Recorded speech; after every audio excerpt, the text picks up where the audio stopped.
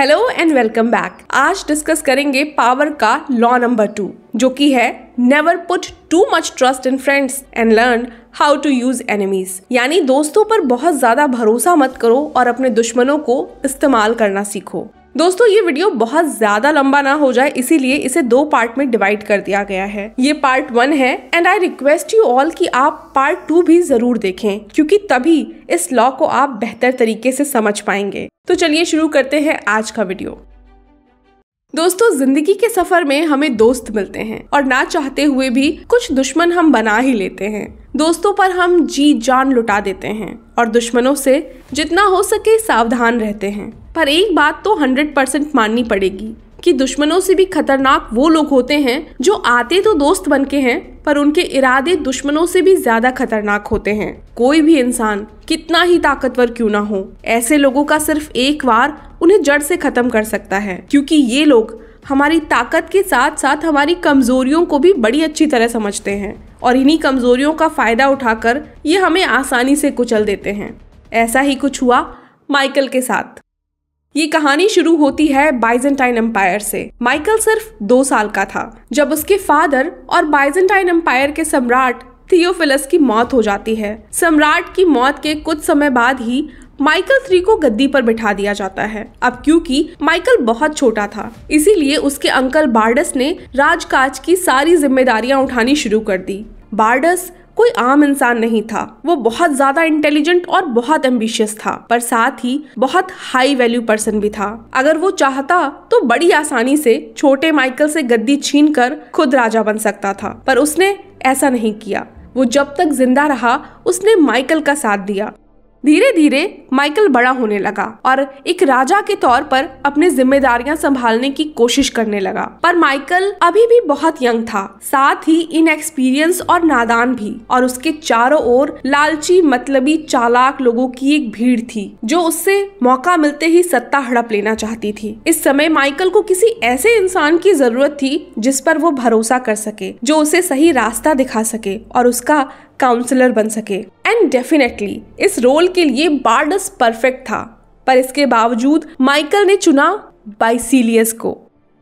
बाइसिलियस से माइकल की मुलाकात कुछ साल पहले शाही अस्तबल में हुई थी जहां एक जंगली घोड़ा उस पर हमला कर देता है पर बाइसिलियस अपने जान की परवाह ना करते हुए माइकल की रक्षा करता है। बस उसी दिन से बाइसिलियस माइकल का खास दोस्त बन गया था। माइकल ने उसे एक हॉर्स ट्रेनर से सीधा हेड ऑफ स्टेबल बना दिया था। इसके साथ ही माइकल टाइम टू टाइम बाइसिलियस को बहुत सारे तोहफे, बहुत सारे फेवर्स भी दिया करता था। कुछ ही समय बाद जब माइकल ने पूरी तरह से राजा की जिम्मेदारियां अपने सर ले ली तो वो बाइसिलियस को ही अपना काउंसलर बनाना चाहता था। बाइसिलियस को पॉलिटिक्स और गवर्नमेंट चलाने का कोई एक्सपीरियंस नहीं था, इसीलिए माइकल के आदेश पर उसे बाइजेंटाइन के सबसे अच्छे स्कूल भेज दिया जाता है। कुछ ही समय बाद बाइसिलियस एक बहुत काबिल कोर्टियर बनकर लौटता है।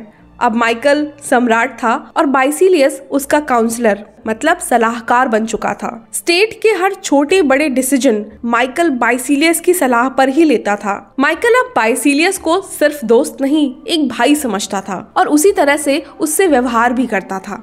अब सिर्फ एक समस्या थी पैसा।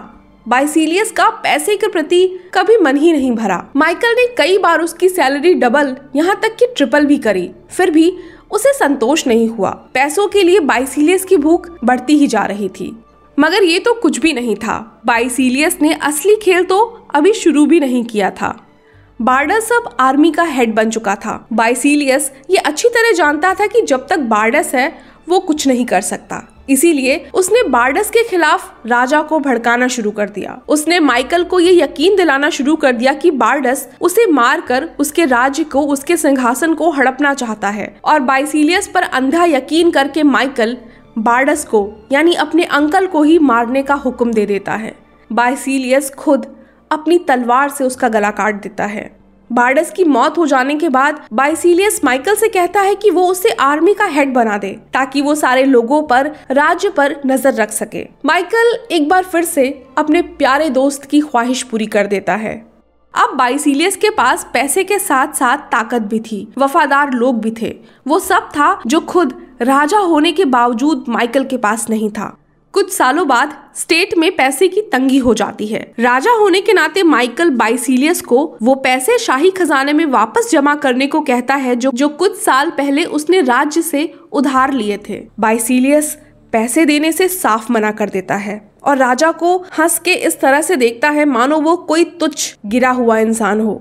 उसकी हंसी देखकर माइकल को अंदाजा हो जाता है कि उसने कितनी बड़ी गलती कर दी है और अब चाह कर भी वो इस गलती को सुधार नहीं सकता। एक रात माइकल शराब के नशे में धुत था। उसी रात बाइसिलियस अपने आदमियों के साथ उसे घेर लेता है और अगली सुबह एक लंबे भाले पर माइकल का सर लटक रहा होता है और बाइसिलियस खुद को राजा घोषित कर देता है।